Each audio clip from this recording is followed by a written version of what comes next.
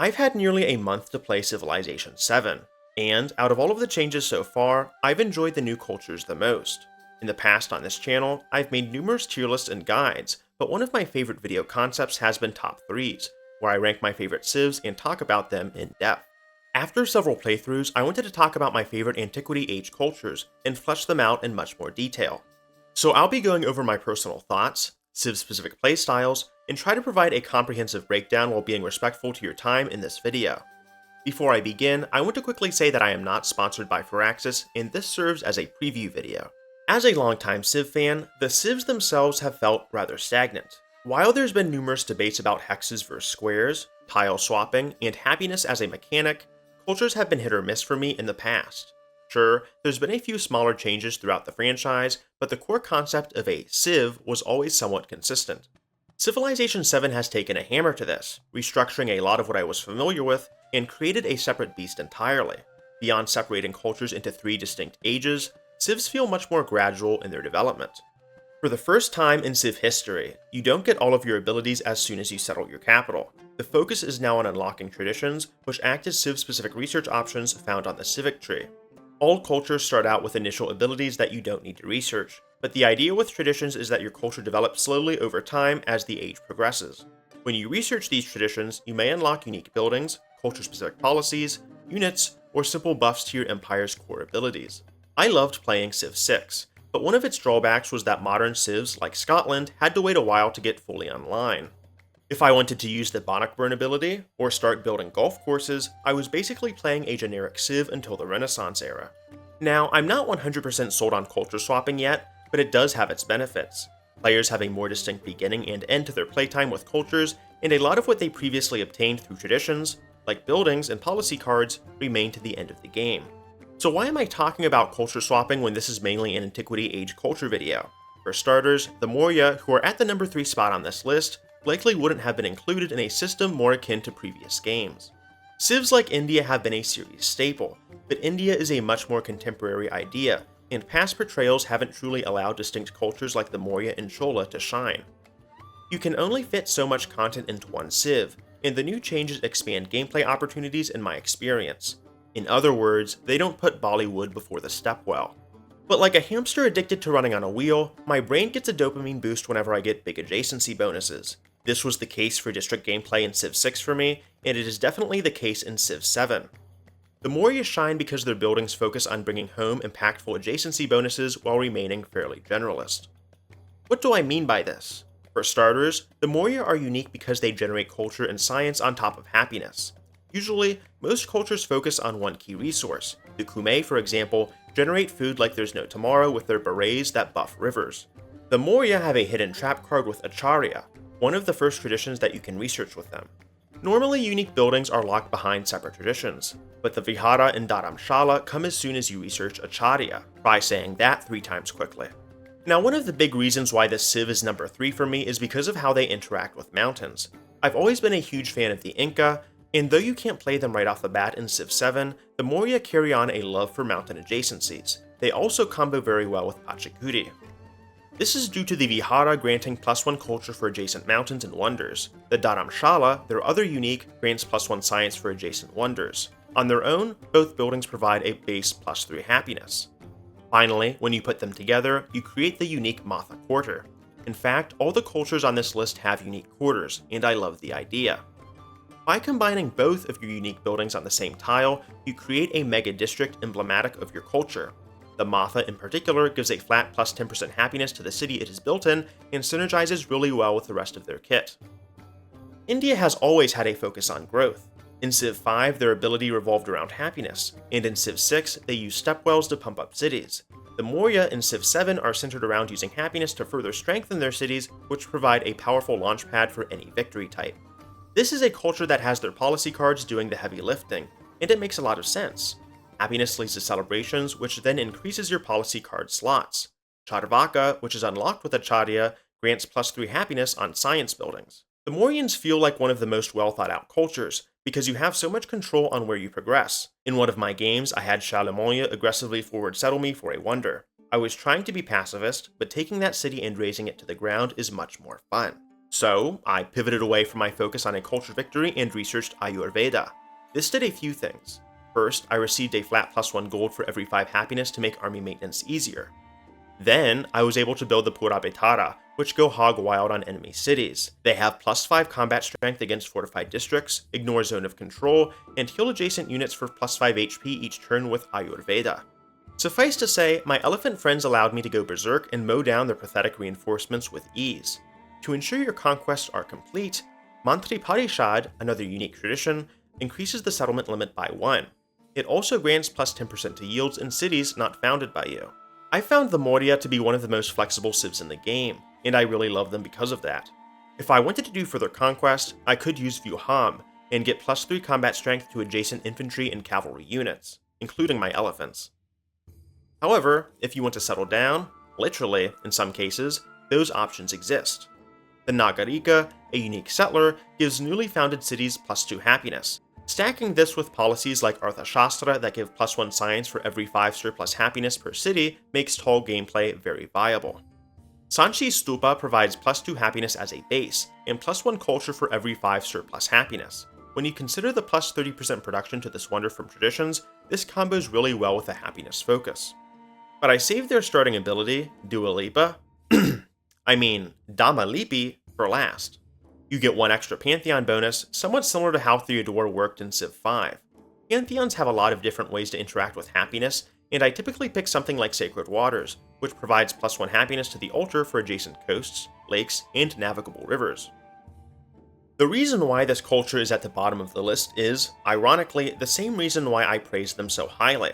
I haven't held back on my critique for Civ 7's map creator, and it's fairly relevant for a lot of start-specific civs. For the Maurya, they really like clusters of mountains so that they can stack their Vihara adjacencies.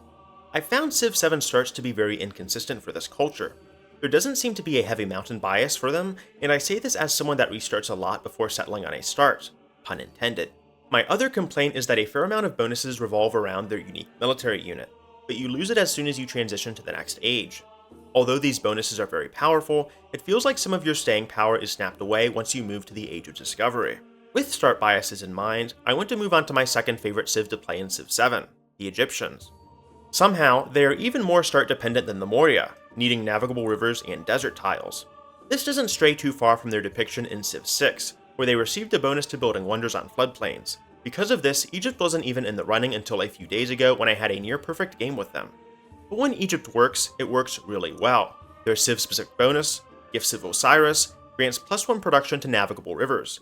This seems underwhelming, and it can be if you don't have a long streaking river. In a lot of my starts, I've had deserts or navigable rivers, but not usually both in great abundance.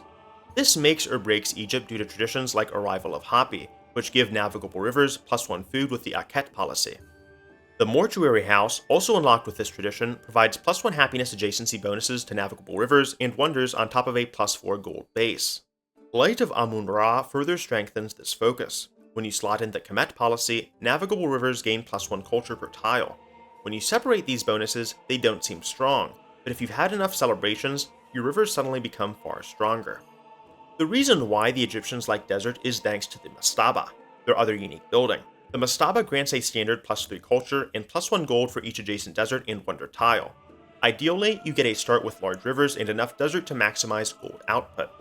Deserts are normally very punishing in the Civ franchise, and only specific culture bonuses like the Mali allowed you to have desert cities in the past. With Civ 7, desert and tundra tiles are not as yield barren, and have more resources available. This makes Egypt a far more reliable culture once you get started, but there are a few hiccups along the way. When you combine the Mastaba and Mortuary House, you create a necropolis, allowing for the creation of Tiati, which I'll get into later. This also works similarly to the Wonder Great Stele, where you receive 100 gold each time you build a wonder. And a lot of what I like about Egypt is how they hoard gold and culture. Their playstyle allows you to quickly upgrade towns to cities, and start plopping down gold factories like the Mastaba and Mortuary House instantly. By the end of my latest playthrough, for example, I was generating disgusting amounts of gold per turn and had bought out almost all of the buildings in my main city. When you have a comfortable source of gold to do this, you get to focus your production on wonders. Specifically, the pyramids are a must-build for the Egyptians, and I become enraged with fury whenever the AI steals them from me. Petra is also a good choice, but the pyramids provide production in gold to all river tiles. This strengthens the feedback loop of having gold on the side to buy buildings and funneling production into more wonders.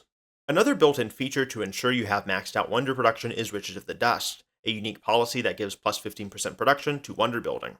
When this is coupled with the necropolis and various production bonuses, you almost print money when completing a wonder.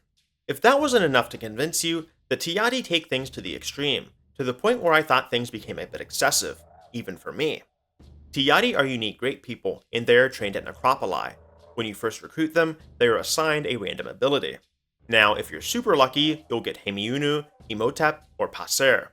Once activated, they provide varying amounts of production to the wonder they are standing on, and work almost exactly like how China can speed up wonder production with builders in Civ 6. I won't get into excruciating detail, but I felt these were by far the most powerful Tiati. Even Passer, who is at the lowest end of the production queue ladder, can save several turns on a wonder. But if you roll someone like Imhotep, you can auto-complete most wonders in a single turn. There are other Tiati with more interesting abilities that grant unique codices or summon units out of thin air, but this was the most pressing for me because it ensured I basically won an antiquity culture victory with the click of a button. Egypt also has the Medjay, which are unlocked when starting out. Honestly, this is the least interesting part of Egypt for me, but they get a unique quest tied to them and serve as more of a defensive unit. Medjay get plus 3 combat strength in friendly territory, doubled on fortified districts. Skills of Anubis give plus 1 gold per stationed Medjay, so with 0 maintenance cost, I found this to be a great way to play tall and defend my very developed cities. I think Egypt is a really fun choice if you get a decent river start. They might not be as consistent as the Maurya, but when they pop off, you feel unstoppable and there is so much content to discover. The Tiati give you a lot of flexibility and control, while the Medjay and navigable rivers let Egypt protect its core cities. To me, Egypt allows for wonder-heavy gameplay without it being overly polarizing. You can always take a break from rushing wonders and focus on building out river tiles and happiness buildings, and I like having that other option open. Before I get to my number 1 pick, I wanted to briefly talk about an honorable mention which barely missed the list. The Greeks are a very potent civ that have been a franchise staple for decades. In Civ 7, they retain a focus on culture generation, but interact with the new diplomacy resource, influence, directly. For example, Demokratia is their starting ability, providing influence on the palace.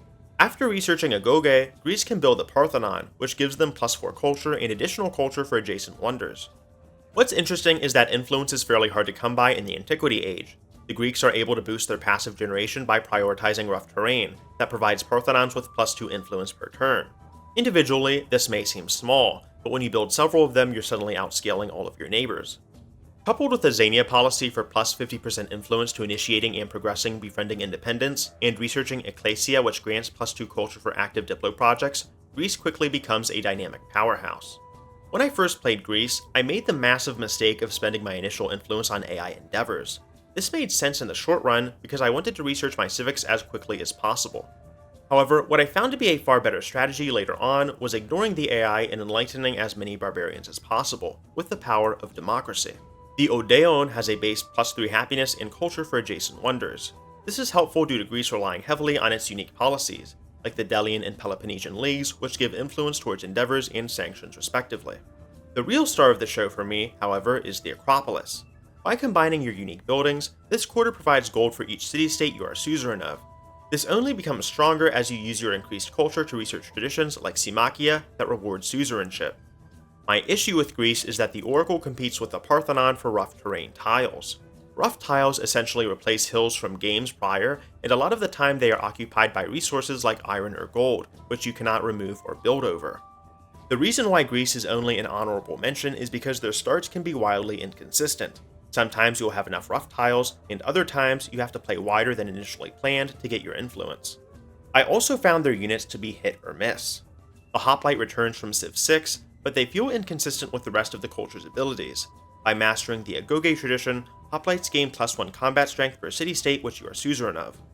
This can be situationally strong if you are stacking Hoplites together and making use of their plus 2 combat strength adjacency bonus, but I'm not a fan of an aggressive Greece. Don't get me wrong, there is support for hostile projects like sanctions, but endeavors feel more rewarding to play with, and I had the most fun playing tall and buddying up to my neighbors. Lastly, Greece has their Logios, which is a unique great person. Unlike Egypt, most of their Logios, or Logii, felt boring to play with. That's not to say some of them aren't powerful, but the majority of their abilities consist of parking them on a district and increasing yields. If I could bring a Logios to an independent power and immediately befriend them, or activate one to temporarily buff my diplomatic actions, then I would like them a lot more. Right now, however, they feel more like something I have to get out of the way so that I can use all of my civs' unique bonuses. Speaking of getting things out of the way, thank you for making it this far into the video, or skipping ahead. I get it. But without further ado, the Maurya are my favorite antiquity civ in the game, and honestly, my favorite civ in general. Now, the Maurya have a lot of things going for them, but they also have a lot of intricate moving parts that make them work. They get one of their most impactful abilities at the start of the game, Skies of Zamna, where cities settled adjacent to vegetated tiles gain plus 0.5 science per tile. The caveat to this is that towns do not gain this bonus, whereas cities do. I find it ironic, then, that most of the Maurya abilities tend to favor wider gameplay. In Civ 6, the Maurya really punished expansionist playstyles by nerfing yields to distant cities. This made you focus on investing more into your capital and plopping down as many districts as possible.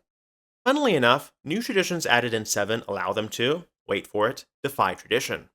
Pet Coat, unlocked by researching Reign of Chalk, provides plus 1 science to vegetated terrain.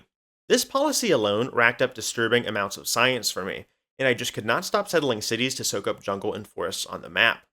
Reign of Chalk is also a great early game boost for altars. I love to reserve my building slot on the palace and save it for altars to get an additional plus 1 science for each adjacent vegetated terrain. And once the Maurya get up and running, they are very hard to stop. The tradition calendar round rewards culture and science equal to plus 10% of civic or technology cost. But the Jaguar Slayer and Hulche were my biggest surprises going into this culture for the first time. Scouts in Civ 7 can't attack other scouts normally, but the Jaguar Slayer can. They can also place Jaguar traps, which damage and slow down enemy units when they move over them.